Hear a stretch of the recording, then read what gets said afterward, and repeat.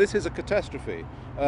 In principle, if these nuclear reactors explode, they will release hundreds of tons of irradiated fuel to the environment. Hundreds of tons. It's quite a colossal problem. If this stuff gets into the environment, then it will cause an enormous health impact. There are comparisons with Chernobyl in many ways. The first way is that they're both boiling water reactors, so in principle you can have exactly similar scenarios. The second thing is that the authorities have continuously denied, in the same way as they did with Chernobyl, that there was a problem. First of all, it was a leak, then it was a hydrogen explosion. In the end, we realized that the reactor was torn completely apart.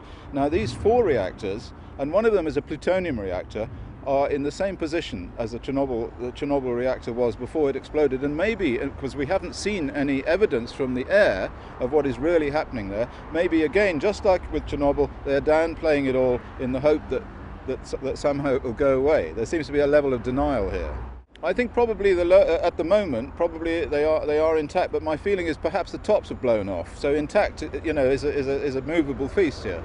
I noticed that nobody is giving any pictures from high up to see what's going on down in the reactor. And what I saw of the explosion, it seems hard to believe that they could have survived such an enormous explosion, particularly the one in the number 3 reactor, with an enormous flash of light and debris flying upwards, which makes me feel that there's some sort of propellant effect upwards out of the reactor pressure vessel, so the tops come off.